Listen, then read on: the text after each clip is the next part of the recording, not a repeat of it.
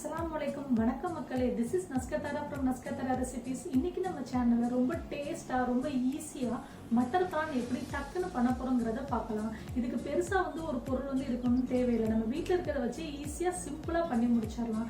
மட்டர் பிரான் அதாவது எறா பட்டாணி தொக்கு ரைஸ், சப்பாத்தி, தோசை, பரோட்டா இதுக்கெல்லாம் சைட் டிஷ்ஷா சாப்பிட்டீங்கன்னா அவ்வளோ டேஸ்டா இருக்கும்.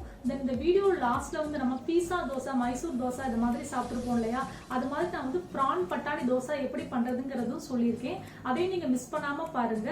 தென் ஃப்ரெண்ட்ஸ், இது வரைக்கும் நம்ம நஸ்கத்தாரா ரெசிபீஸை நீங்க சப்ஸ்கிரைப் பண்ணலன்னா கீழே இருக்க சப்ஸ்கிரைப் பட்டனை கிளிக் பண்ணிக்கோங்க. அப்படியே பக்கத்துல இருக்க நோட்டிபிகேஷன் பட்டனையும் கிளிக் பண்ணிக்கோங்க. அப்பதான் நாங்க போஸ்ட் பண்ற வீடியோஸ் எல்லாம் உங்களுக்கு கண்டினியூஸா வந்துட்டே இருக்கும். எனக்கு ரொம்ப சப்போர்ட் கொடுத்ததுக்கு ரொம்ப ரொம்ப நன்றி friends. Thanks a lot for your support. Keep supporting us.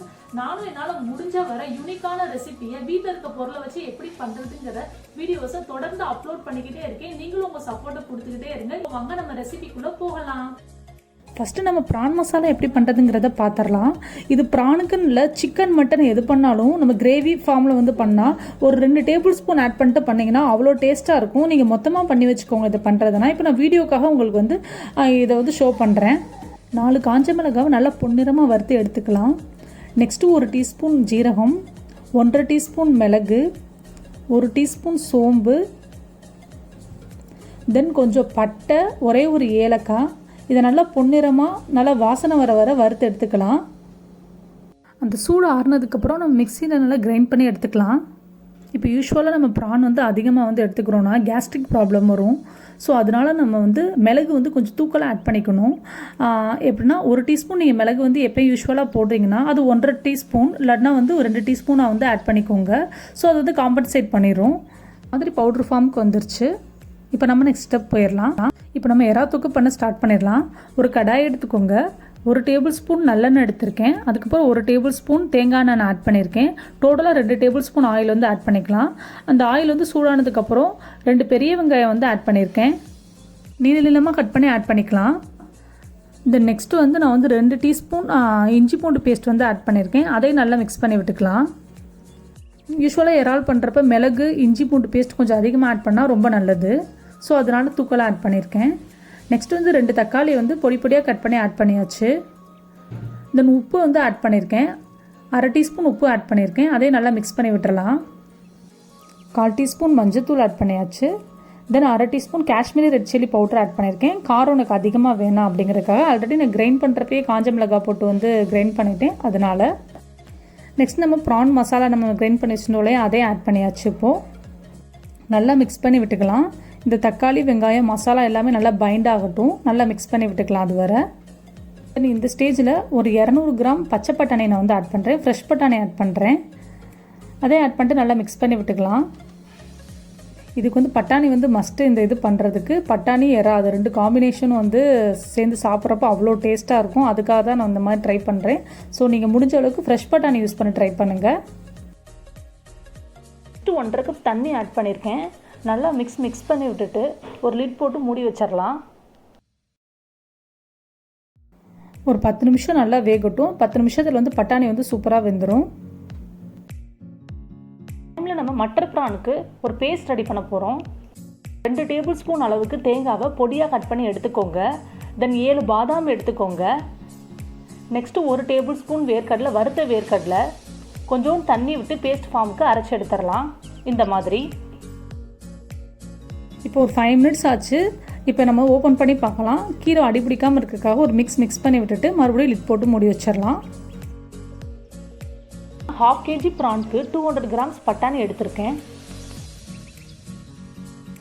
சூப்பராக நல்லா மசாலா எல்லாம் நல்லா பைண்ட் ஆகி கொதிச்சு பட்டாணியும் நல்லா வெந்துருச்சு. இந்த ஸ்டேஜில் நம்ம பேஸ்ட் நம்ம ரெடி பண்ணி வச்சுருந்தோம்ல அதை எடுத்து ஆட் பண்ணிடலாம். பேஸ்ட்டை ஆட் பண்ணிவிட்டு அந்த மிக்ஸி ஜாரில் கொஞ்சோண்டு தண்ணி விட்டுட்டு ஒரு 3 டேபிள் ஸ்பூன் தண்ணி விட்டுட்டு அதே மிக்ஸ் பண்ணி ஆட் பண்ணி விட்டுக்கலாம். நல்லா மிக்ஸ் பண்ணி விட்டுறலாம். இப்போது பாருங்கள், கலர் டிரான்ஸ்ஃபர்மேஷன் சூப்பராக தெரியுது. நம்ம நல்லா க்ளீன் பண்ணி வச்சுருந்தா ப்ரான் இப்போ எடுத்தாச்சு. நான் ஃபஸ்ட்டே சொன்ன மாதிரி 1/2 kg ப்ரான் எடுத்திருக்கேன். இதை நீங்கள் க்ளீன் பண்ணுறப்ப முன்னாடி நரம்பு மாதிரி இருக்கும், பின்னாடி நரம்பு மாதிரி இருக்கும். அதை நீங்கள் க்ளீன் பண்ணி எடுத்துக்கோங்க. இப்போ நம்ம ப்ரான் எல்லாத்தையும் ஆட் பண்ணிடலாம். நம்ம வீட்டில் எப்போவுமே இறால் பண்ணுறப்ப இந்த டிப்பை ஞாபகம் வச்சுக்கோங்க. இறால் நம்ம எப்போவுமே லாஸ்ட்டு 10 நிமிஷத்துக்கு முன்னாடி தான் ஆட் பண்ணணும். எல்லா மசாலா எல்லாமே கொதிஞ்சதுக்கப்புறம் அட் லாஸ்ட் தான் நம்ம இறால் ஆட் பண்ணணும். நிமிஷத்துக்கு மேலே வந்து வேகவும் கூடாது. அப்படி ரொம்ப ஓவர் குக் ஆயிடுச்சுன்னா ரப்பர் மாதிரி ஆயிரும் ப்ரானை. நம்ம ப்ரான் ஆட் பண்ணதுக்கப்புறம் அது ரவுண்ட் ஷேப்புக்கு வந்துடும், சுருண்டு வந்துடும். அப்போ ப்ரான் வந்து நல்லா குக் ஆயிடுச்சுன்னு அர்த்தம். ப்ரான் சூப்பராக வெந்துருச்சு, நல்லா சுருண்டு வந்துருச்சு. நமக்கு இன்னும் கொஞ்சம் நேரத்தில் நம்ம ஸ்டவ் ஆஃப் பண்ணிடலாம். மினிட்ஸ் ஆயிடுச்சு. இப்போ ஸ்டவ் ஆஃப் பண்ணிட வேண்டியதான்.